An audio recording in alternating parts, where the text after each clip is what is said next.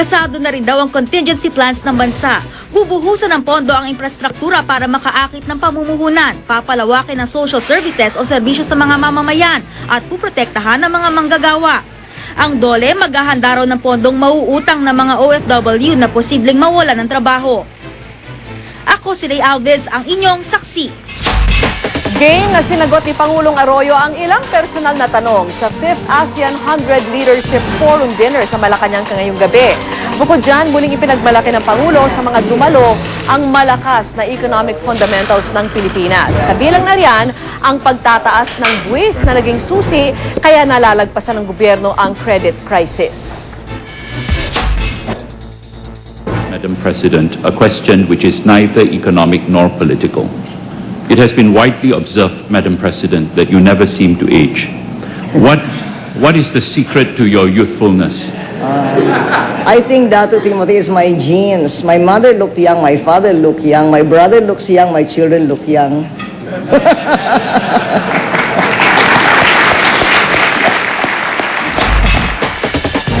Samantala, isa pang produkto ang nagpositibo sa melamine batay sa pagsusuri ng Bureau of Food and Drugs o BIFAD. Ito po ang Lot Strawberry Snack Koala Biscuit. Wala namang melamine ang 34 pang produkto na sinuri ng BIFAD gaya ng Baby Sucker Candy, Buy Na Watch Milk Candy, Buy Na Pai Cool Milk Bean at Barbie Milk Candy. Negatibo rin sa melamine ang Dairy Cow Instant Whole Milk Powder at Dongguan Bayrong Strawberry Biscuit. Ligtas din sa melamine ang Kongguan Marie Biscuit, Orion It's Now Custard Cream Cake, Sam's Super Ayman Milky Candy, TV Banana Split Chocolate, at Vitasoy Malted Soya Bean Milk. Maaga pa pero kanya-kanyang gimmick na ang ilang politiko na nagbabalak tumakbo sa 2010 presidential elections. Ay sa eksperto, kailangan nila ito para makaakit ng mga financier na popondo sa kanilang kampanya. Saksi si Ruth Cabal. Nangamoy politika sa anibersaryo ng Government Arsenal sa Limay, Bataan. Inanunsyo kasi doon ni Bataan Governor Enrique Garcia na ngayon pa lang may napupusuan na raw ang League of Governors of the Philippines para sa 2010 presidential elections.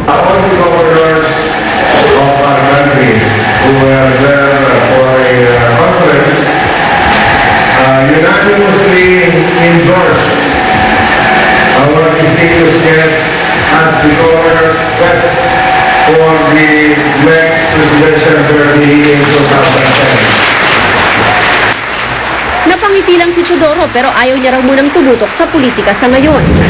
The conditions that we have today, we still do the best job that we can. Pero di tulad ni Chodoro, may ilang tila mas malinaw na ang plano para sa 2010.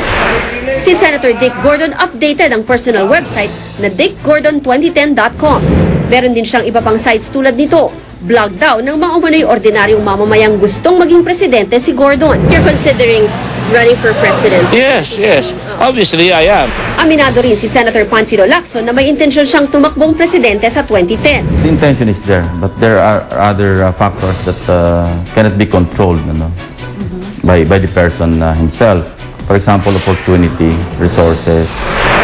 Ayaw mang direktang sagutin ni Senator Loren Legarda kung anong plano niya sa 2010, puspusa naman ang pag-iikot ng senadora. Kasabay ng paglulunsad ng kanyang website, namigay rin ng senadora ng manikang kamukha niya sa anibersaryo ng Luntiang Pilipinas. Gayunman tinanggi ni Loren ng mga pag-iikot niyang ito'y bahagi na ng paghahanda para sa 2010. Whether tumakbo ko o hindi sa 2010 ay magpapatuloy ang aking advokasya para sa kalikasan. Hindi pa ba kayo tutuloy? Tuloy. Hindi. No. Tuloy na tuloy ang tree planting. Sabi ng Institute for Political and Electoral Reforms, sadyang nagpaparamdam na daw ang mga politiko sa panahong ito para makaakit ng mga potential financier na magpopondo ng kanilang kampanya. Ako, si Ruth Cabal, ang inyong saksi. Kinaunang panahon ng mga kabalyero, balikan po sa piyesta ng Kastanya sa Italy. At sa kabila ng paulit-ulit na denial, Queen of Pop Madonna at British director Guy Ritchie, kumpirmado ng magdidiborsyo. Saksihan po ang mga balita mula sa iba't ibang panig ng mundo. Sa kabila ng bailout sa mga merkado ng Europa, lalong tumindi ang pangamba ng mga taga-Britanya na tuloy ang mauhulog sa isang global recession ng sitwasyon. Sa UK, mahigit 5% nang itinaas ng bilang ng mga walang trabaho sa United Kingdom. Wala Hunyo lang hanggang Agosto. posible raw yang magtuloy-tuloy dahil sa inaasahang paghina ng mga negosyo dahil sa global financial crisis. Animoy bumalik ang oras sa medieval times sa pagdiriwang ng piyesta ng Castañas sa Soriano del Cimino, Italy. Bagamat nagkalat ang bidang chestnut sa piyesta, naging pang-akit din ng kasiyahan ang makukulay na bihis ng mga taga roon. Pati mga eksena noon, tulad ng mga laban ng mga kabalyero, masasaksihan. Kumpirmado na maghihiwalay ang Queen of Pop na si Madonna at ang asawa niyang British film director na si Guy Ritchie. Sa isang email ay pinadala sa The Associated Press, sinabi ng mga tagapagsalita ng magkabilang kampo na nagkasundo ang dalawa na magdiborsyo. Hiniling nila sa media na irespeto nila ang kanilang privacy. Umaasa raw ang dalawa na maisa sa pinal ang diborsyo bago magpasko. Hitik sa aksyon ang comeback film ng Hollywood actor na si Mark Wahlberg, ang movie adaptation ng video game na Max Payne. Dito, ginampanan ni Wahlberg ang role ng isang pulis na naghihiganti para sa pinaslang niyang mag-ina. Pero kahit excited ang aktor sa pagkapalabas ng pelikula, mas excited daw muna siyang magpahinga kasama ang kanyang pamilya. Para sa saksi, Michael Bahati nag-uulat. Samantalang mahigpit na minomonitor ng Intellectual Property Office of the Philippines sa mga paboritong bilihan po ngayon ng Kapaskuhan. The hotspot din daw ng mga peking brand. Bilang pag-aandayan sa pagrepaso sa watchlist ng United States Trade Representatives sa mga bansang notorious na lumalabag po sa intellectual property rights.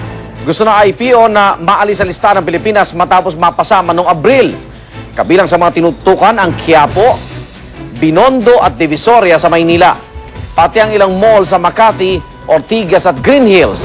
Ayon sa IPO, umaabot na sa 2 bilyong pisong halaga ng mga peking paninda ang nakumpiska sa sunod-sunod na raid. Sisimula naman ng MMDA ang panghuhuli ng mga taxi, FX at jeepney na magpupumilit pumasok sa yellow lane sa EDSA. Ayon kay MMDA Traffic Operations Center Executive Director Angelito Vergel de Dios, tanging ang mga pampasaherong bus lamang ang papayagang dumaan sa yellow lane. Layo nito na mapabilis ang daloy ng trapiko sa buong EDSA. Paghahanda rin ito sa full implementation ng Organized Bus Route o OBR system. Aapela naman ang grupo ng mga taxi operators sa MMDA. Posible raw kasing maapektuhan ang mga taxi na namamasada sa EDSA.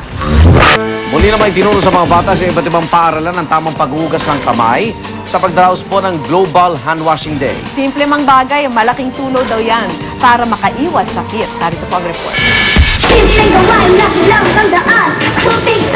Huwag daw binabasta-basta at ginaganyan-ganyan lang ang paghuhugas ng kamay dahil bakayan pa ang ikaligtas ng iyong buhay. Yan ang mensahe ng International Hand Washing Day na sinabayan din ng Pilipinas. Sa isang programa para sa mga bata sa Makati City, kinarirang pagtuturo ng wastong paghuhugas ng kamay. Protection daw yan laban sa mga sakit tulad ng diarrhea, pneumonia, influenza at mga impeksyon sa bituka at balat. Many people think that hand washing is a very simple thing, so it can't do much. But if you wash with soap and water, it prevents a lot of disease and even death. Nakiisa rin sa Hand Washing Day ang iba pang paaralan sa mga probinsya. Sa San Fernando City sa La Union, muling ni-review ang tamang pagsasabon at paghuhugas ng kamay. Para malinis. Maging sa isang eskwelahan sa Cotabato, ito rin ang itinakdang aralin ng mga bata. Yun nga lang, pagbukas ng mga gripo, no water pala ang mga ito. Kaya tabo-tabo system na rin lang ang ginamit nila dahil props lang pala ang mga gripo. Pero ang mahalaga, muling napaalala sa mga bata ang kalagahan ng tamang paghuhugas ng kamay para sa kalusugan. Para sa saksi, Rosetti Rivera, nag-uulat. Para sa karagdagang balita, patuloy tumutok sa GMA News and Public Affairs at mag-log on sa www.gmanews.tv kung saan mapapanood ang ilang bahagi ng saksi. Para naman makatanggap ng mga pinakabagong balita via text, type lang ang GMA News, face on at isend sa 4627.